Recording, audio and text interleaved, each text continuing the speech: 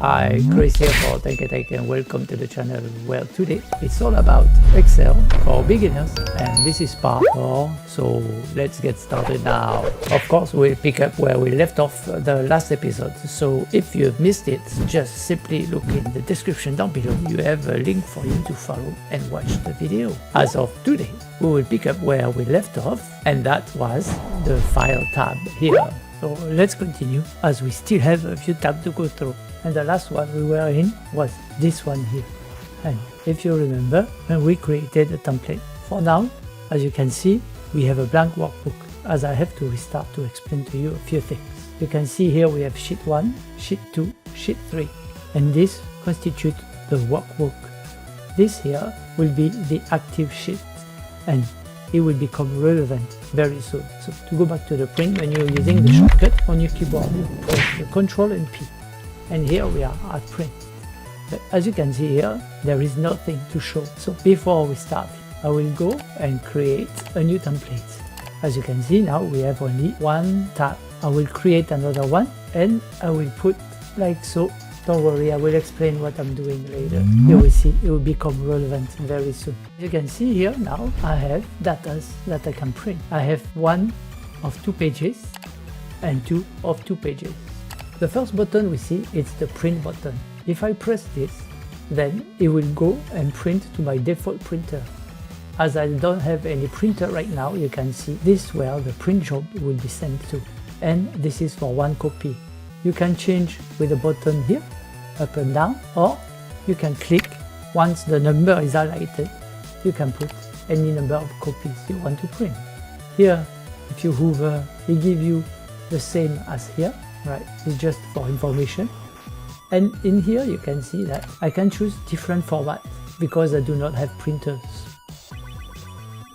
Let's say if you are on a network, you have a few printers name here, so you would need to know which printer your computer is attached to. But usually this will be the default, which is defined by the green tick here and here. This is in case you want to change.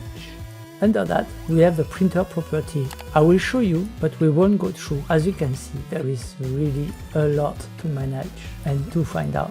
So if there is enough requests in the comment down below, I may go one by one and explain to you what those are. But as for the time being, you do not need to know all those. So I will cancel that and continue. Those was for the printer side. Basically, it's you see the layout. If you are happy with it, you can print. If you are not happy, this is the setting for the layout here, or what we call the page setup. This one is the quick setup, and this one will be the in-depth setup. So let's go to the quick setup first. You see here, print active sheet. If you do a left click on it, you can see it will print the active sheet, which is page 1, or in this case here, it will be page 2, because the page 2 is activated. Now, I can print the entire workbook. What does this mean? It will print the 2 pages and this. This is the whole workbook. It's this sheet, and many more if you have. Let's go back with a shortcut, Ctrl and P on the keyboard. This now becomes the active sheet here, and I have only 1 page. So this is not really relevant. But if I go to this one here, I can print page 2 of 2, for example. And this will print only this page. But you can print page 2 of 8 if you want as well, depending on how many pages you have, of course. So I remove those. The collected pages, as you can see, and this one means this is the pages that it will print. It will print each pages in sequences, and this will print only the first page, then only the 2nd pages, and then only the 3rd pages. Then you have portrait orientations. When I will click on here and select the landscape, please look in the preview window and you will see what's happened. Ta-da! You see? It changes. I put this back. In here, you have to select the paper you want to print. Most of the letters that you want to print, you should know is in A4. And this is what I have selected here as a default.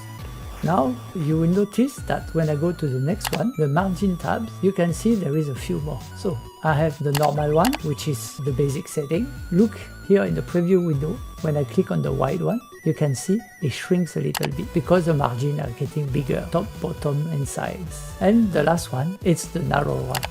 The text will become bigger because the margins are getting smaller. smaller. As for the last tab in here, the scaling one, is to help you to fit or not the whole printed job to one page. As you can see here, when I put no scaling, which is a default, you have 2 pages here. When I put fit to one sheet, you can see everything will print in one sheet. So be careful here. If you have a lot of data going through a lot of pages, then the text will be extremely small. After that, we have fit as a column, but it's all the data. You put all the columns in one page. And if I do the next one, which is all the rows, you can see I still have 2 pages. Now the page setup, it's in-depth details of the settings you can apply. As you can see, you have much more settings to tweak, but this will be for another video if there is enough people asking for it in the comment. And thank you. That is it for today. Thank you for watching the video. And just to let you know, I started a Patreon where if you want, you can support me. And again, if you enjoy it, you know what to do. You can do your YouTube things, like if you want to, subscribe, you may as well. Or you can also press the bell icon if you want to be notified every time I post a new video. However, if you do not like this video, simply leave a comment down below and tell me why it's so. I will try to improve for you guys. Stay safe and bye now!